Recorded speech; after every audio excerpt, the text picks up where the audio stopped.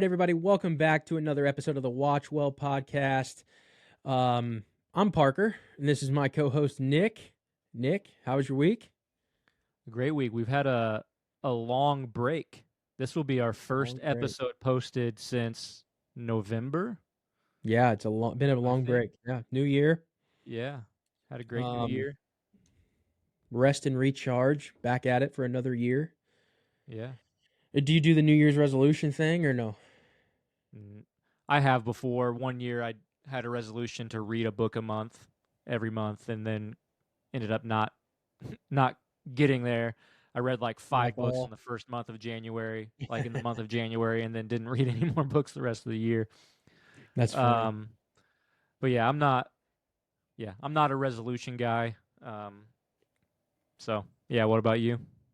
I'm a low key resolution guy. I kind of keep them to myself just so I can have I don't like to vocalize at all. So you're a goal setter. Yeah. That's a little different. Yeah. I don't like the I don't even know the lack of a better term.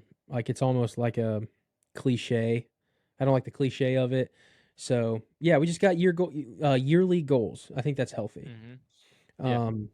But no like resolutions or anything like that, I guess. Okay, so if you guys are watching, we're glad to be back. It is a new year. The first movie review of 2024 is going to be Nefarious.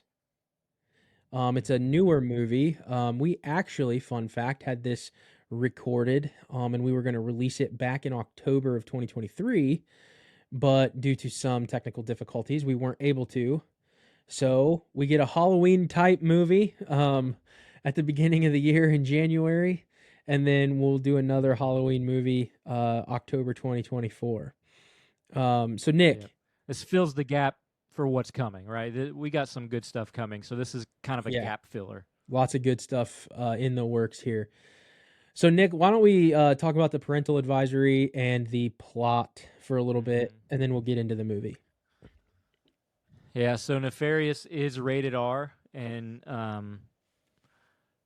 even though it's rated R, it's kind of intense. There's intense situations and things that people might, if you're sensitive to that kind of thing, kind of, it's not very scary. At least I didn't think so, but there are some very high tense situations. So if you're sensitive to that, you might not want to watch it at a young age. But he ended up not, but we invited our son to watch it, and he's 15.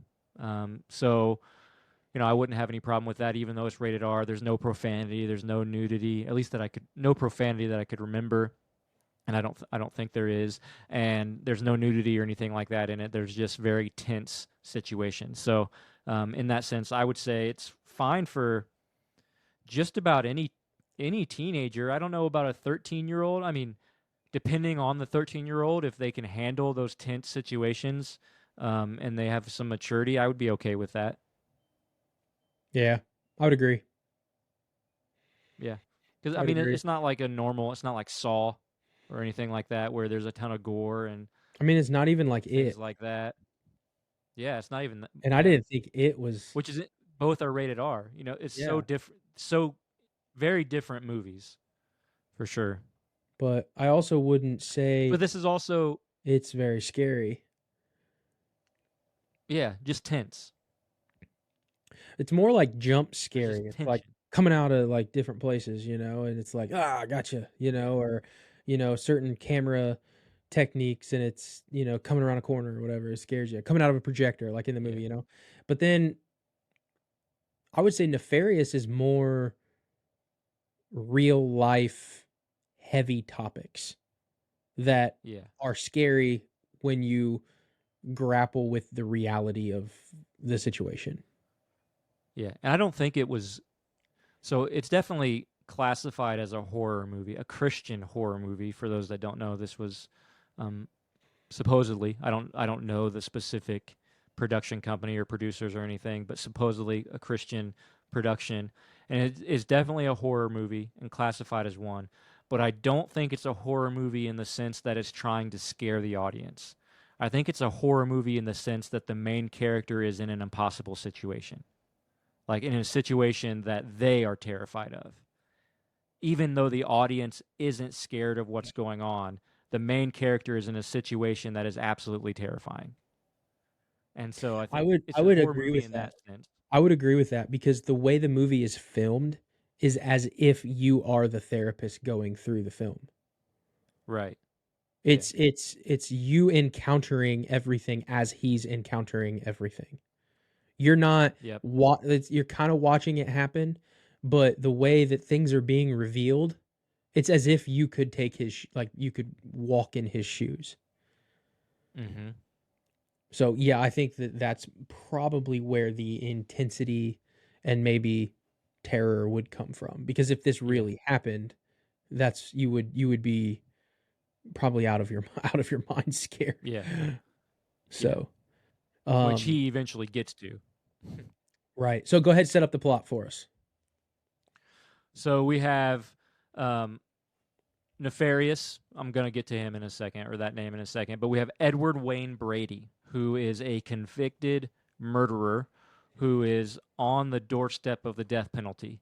And he is supposed to be reviewed for, he's claiming that he's demon possessed, and they want him to be assessed by a psychologist or psychiatrist. I don't know the exact credential of the doctor in the movie, but a therapist, whatever role he actually has. But they want him to be assessed and for whether or not he's fit to be put to death for the crimes that he committed.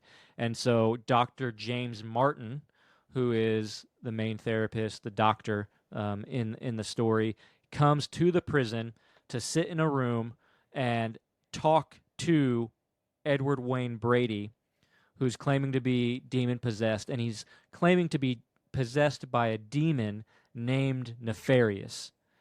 And the demon then in the story is the one who's constantly communicating with the therapist, not Edward Wayne Brady. And the demon claims responsibility for all of the crimes, but then furthermore, the demon tells, because Dr. James Martin is so skeptical, just absolutely denying that this is true. He's basically saying this is an act. That he's not, that this man actually is not demon possessed. Demons aren't real. God's not real. None of this is real. That's the position of Dr. James Martin at the beginning of the movie. But Nefarious tells that doctor that he will commit 3 murders by the time their conversation is done.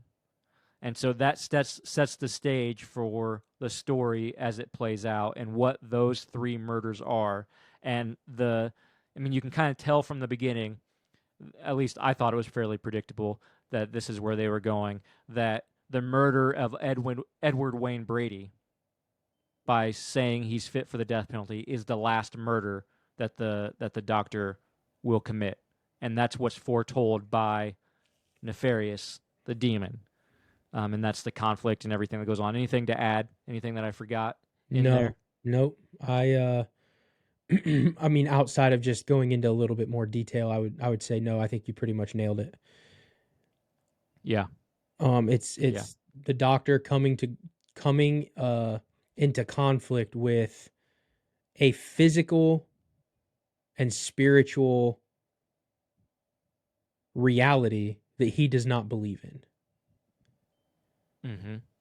Yep. And that's the entire conflict, is you have a demon confronting a man who thinks demons aren't real. And that's really the central conflict of everything that's going on in the movie. All of the conversation And is the kind of the demon process. and more of that and more on that, like a little bit deeper, is the demon is saying that essentially what the Bible teaches is true. Mm-hmm. But So that he he hates doesn't, it. and that he hates it. Yeah. The carpenter. Yep. He calls Jesus the carpenter. Yep. So, Yeah. which I thought was awesome. I thought that was so cool. Yeah. So what were the 3 murders that he Okay, so was the 3 murders, committing? There was at the very end, was it Edward or Edwin? Yeah, Edward Wayne. Edward. Edward Edward Brady is put to death at the end. So you come to find out throughout the story that Dr. Martin and his girlfriend, I believe, or fiance, have an abortion. So that's the second murder. And help me out with the third one. The is it his mom? Yeah, With assisted his mom, suicide. right? Yeah, assisted suicide Yep. because it was like she was older, right? And she was in pain and Mm-hmm. right? Yeah, Yep. that's right. Yeah. Yeah. So now so those are the three murders, and that also kind of represents the three acts of the movie too. Like if you were to, movies typically have a three-act structure. So in Act 1, the murder that is taking center stage is the assisted suicide one, and then Act 2 is the abortion, and then Act 3 is the death Right. penalty, That's right. right? So that it kind of those three things create the entire structure of the movie. And so in Act 1, the central conflict is, was that murder or was that not murder? And obviously, Dr. James Martin is like, no, this was perfectly fine, right? There was nothing wrong with this. Mm-hmm. And then it goes same with the abortion, and then eventually the death penalty or the condemning him to die as well. But so that creates the structure for the movie. So you kind of started off on a morality claim there, where Dr. James Martin was saying there's nothing wrong with me putting my mother out of misery and assisting her to die. Mm-hmm. That seems very different than the claim that someone's on death row and you sign off on their sanity to allow them to be put to death for the crimes they committed. The death penalty is a just form of penalty if your crimes have been proven beyond a reasonable doubt, you've had due process, all of these things, right? Mm-hmm. But I think the point of Nefarious's point was that Edward Wayne Brady was innocent because Nefarious was the guilty one. And signing off on it and not believing the demon, not believing Nefarious, put the blame on Edward Wayne Brady's plate, and it was a bad judgment to sign off on that. Would you agree with that? Yeah, but then definitely, and then to add to that, he signs off on it out of anger, Out of anger. Yep. not because it's not because he wants to.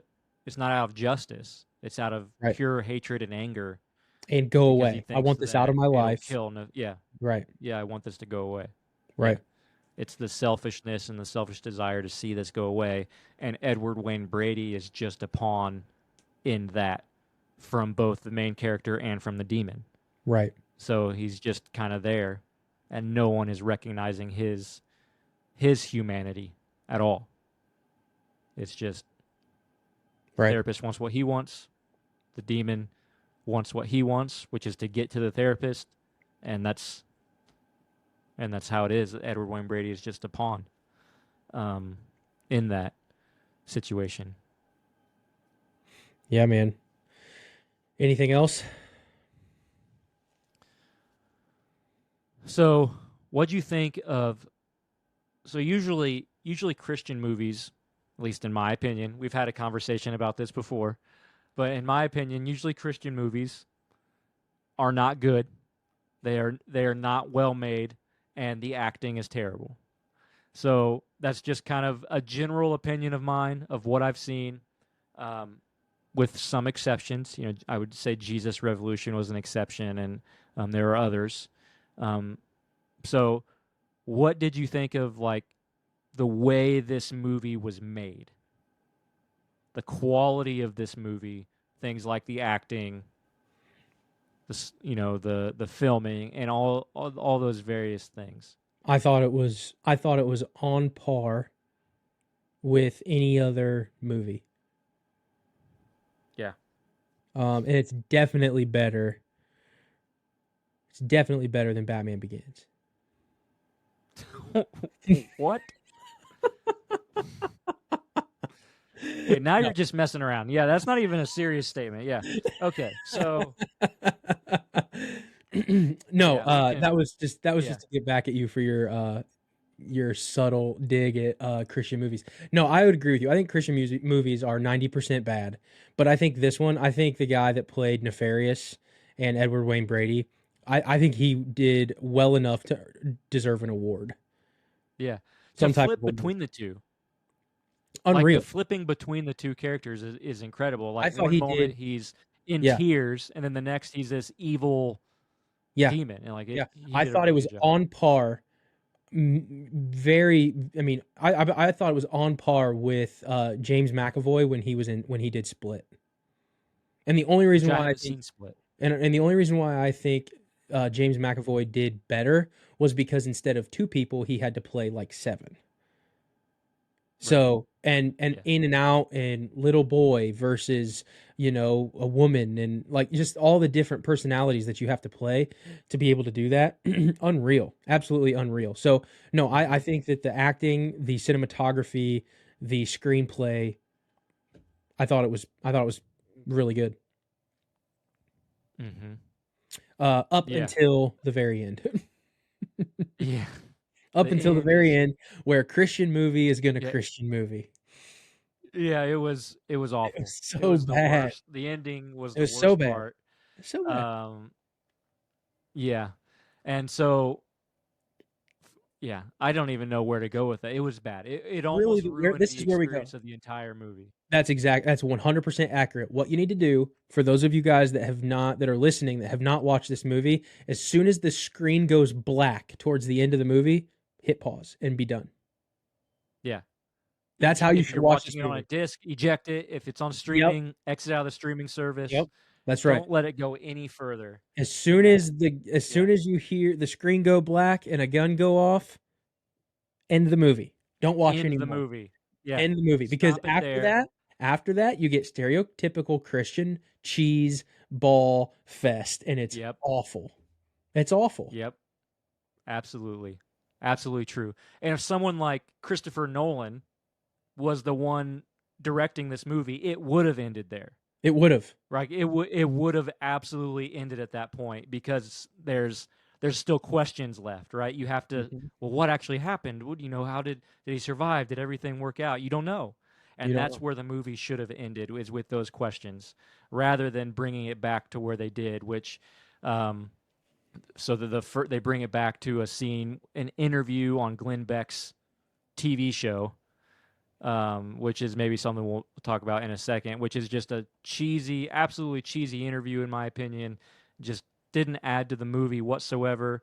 And then when Dr. James Martin walks out of that interview, there's this random old demon-possessed lady who's now possessed by Nefarious, and it ends with, I don't even know what.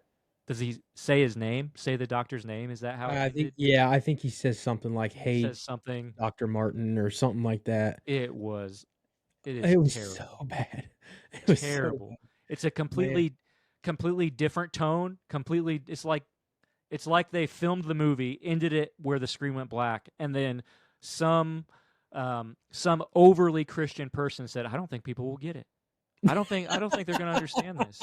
I That's think so we true. gotta I think we have to add this next part so that people really understand, so that they really, and maybe it was genuine and trying to make, maybe they thought it was going to be better, but it ruined the entire thing. Yeah, I probably won't even watch the movie again. And I really enjoyed it. I was really into it up to that point. I was Like, getting, I there totally were like parts just where it was drawing me in. yep. Yep, you're right. I agree. I don't yeah, 100%. I don't even think I I watched it saw again. that and then I was like, "Oh, come on." That was exactly what I Yep. said. I was like, in it, I was like, "Oh my gosh, this is insane." And then I saw Glenn Beck and I was like, "Oh, you got to be kidding me. Why? Yeah. You got to be kidding Hey, me." Glenn, talk show. yeah, I don't know. I don't know why they felt like they Oh my needed to go god. to a talk show. I don't know if it was you that told me or someone else that told me Glenn Beck might have been one of the producers, Yeah, and I so think he was. I think he was something in there. I think they had a budget of maybe he's around like, I need 2 to be in million this or movie. something. Yeah, and Yeah. I think that, like, I guess the nature of the plot was that, what we haven't talked about a little bit more is that the whole point that Nefarious was revealing himself to and using Dr. James Martin was because he had his own manifesto. And Nefarious was Hmm. jealous of the carpenter. And for those that are listening, uh, audio only, I'm air quotes, the carpenter, Jesus. He's jealous that the carpenter has his own book and Nefarious doesn't have his own book. And he's using Dr. James Martin, who's in a position of authority because he's a doctor in psychology or whatever he was, to write and publish Nefarious's manifesto to combat the Bible. Hmm.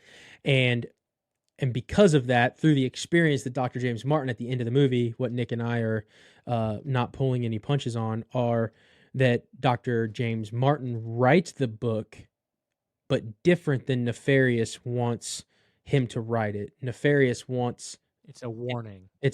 Nefarious wants Dr. James Martin to write it a as a fear tactic to get people to be more afraid, um, in a way. And then Dr. James Martin actually, because of what he went through, writes it as a warning to people that this is real and you Hmm. need to be careful and cautious. But he Yeah. goes on a book tour and he ends up on Glenn Beck's night show or Christians are whatever. always going on book tours. Oh What my is? gosh, what is it? And James Martin says that he's not a Christian, he's just searching, and there's this lovey-dovey moment between him and Glenn Beck on the show, and it's just not needed. Yeah. Yeah. Not needed. And then, I'm gonna jump into that Glenn Beck thing. It kind of counteracts everything that came before it. And I'm not trying to be overly mean or insulting of Glenn Beck, but maybe people know this and maybe they don't. But he's a professing Mormon. So like, here's this movie where you're you're presenting all of these arguments against things like assisted suicide, abortion, and the unjust um, execution of a criminal. Like all these arguments against this, and then the demon is expressing his hatred of Jesus, using the phrase "the carpenter," and you have Dr. James Martin, the main character, undergoing this journey to finding out that all of this is real as stated in the Word of God. And he doesn't believe yet, but then now he's here at this talk show, and the Mormon is the one encouraging him on to faith in a Christian production. Like to put a professing Mormon into that position, to me, undermines the entire journey, It does. because Mormonism is not Christianity. They are not one and the same. If you are Mormon, you are not Christian. They believe in a false Christ that isn't the real Christ. And so to put him in that position it just undermines everything. So that's one element of, obviously the cheesiness and things like that really ruin it. But then that also adds to the fact that this was just unnecessary and it didn't need to happen. I don't understand why you would give the spiritual, not just moral or ethical high ground. That's not, lots of people have good morals and can do good things. They might not have a grounding or foundation for those things, but they do have good morals and things. So I wouldn't be upset if it was just like a moral high ground.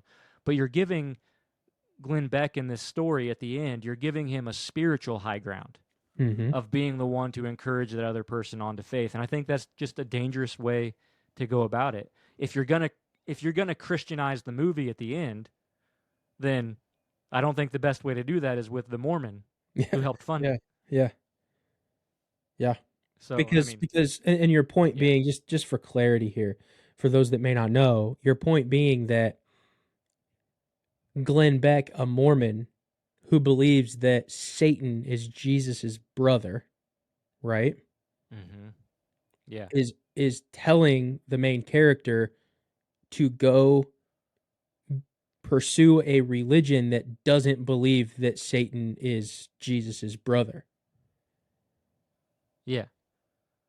Well, I mean, I guess they aren't even that explicit about it though, because don't they just doesn't Glenn Beck just ask him, "Are you a believer now?" Yeah. They're not that explicit, but I'm He saying doesn't from say what we know. in what, Right. right? Right. Yeah, he You're doesn't right. ask. Yeah, For the movie's sake, so what you're saying is correct. But I'm talking about what we yeah, know, and the like true. it would just be like I would not, as a Christian with money, going into a production, I would not sit there on, like, I think that would just be bizarre for one of us to sit and put ourselves in Glenn Beck's position, but it be a hmm Mormon movie. if it was just an interview, that's one thing, but the fact that it was a moment of encouraging this person on to to believe in faith, undermines the Christian worldview that was presented previously in the film. Right. When you put a Mormon in that position to do that. What do you think non-believers are going to say about this film? Just as a general, like, do you have any thoughts on that? Do you think the film, I guess what I would say, fulfilled its purpose? Like being a conversation starter, trying to not be a Christian movie, but a Christian movie. That's a good question. Um, Depending on how anti-Christianity the person is, if if a person watches this as a non-believer, but they're open, maybe they're more agnostic, or they're more they don't have any harsh opposition to Christianity, I think they would probably get something out of the movie and they would enjoy it. But I think there are probably quite a few people who went to this movie thinking they were getting like, you know, a toned down version of Exorcist, and then probably felt, because of the presence of the ending, probably felt a bait and switch, like they were manipulated into watching a Christian movie. Right. That would be what I think a lot of non-believers would probably feel um, after watching this. Even if they enjoyed it up to that point, I think they probably would have felt that way. Um, and maybe even there are other parts where they would have felt that way. But I still think, yeah, it can still be a conversation starter. Um, and probably even if a non-believer watching felt manipulated into watching a Christian movie, maybe they even still the ideas and concepts that are presented would still probably serve to start a conversation of some kind. Right.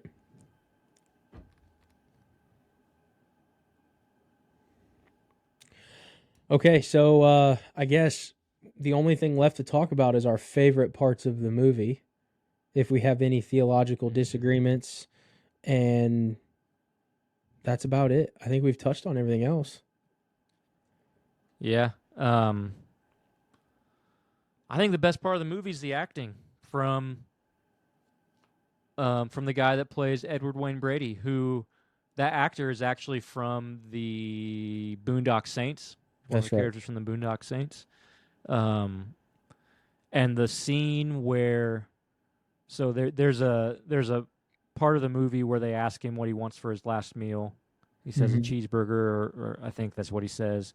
And then later, Nefarious takes him over again and then says he doesn't want anything, just for the sheer enjoyment of torturing him, right? And then there's a point where, right before he's going into the electric chair, because that's another way that the demon was torturing him, was by choosing the electric chair. Just before then, he's in his cell, and he's himself, just Edward Wayne Brady, in tears, terrified of the death penalty, terrified of what's coming, and he says, "Where's my cheeseburger?" And he's like in tears, crying, and then the officer says, "You said you didn't want anything, right?" And he just in that moment, the absolute like loss of hope that's displayed by the actor there is just really good. It's not a positive scene by any means, but I mean, it's hard to say that that's my favorite scene, but I just think it was so well done that that's the part of the movie that probably sticks out most to me. Yeah, that was one of my top scenes, acting wise. The abortion scene, I think, was pretty eye opening. Where just the sheer applause and celebratory nature, um, of that happening.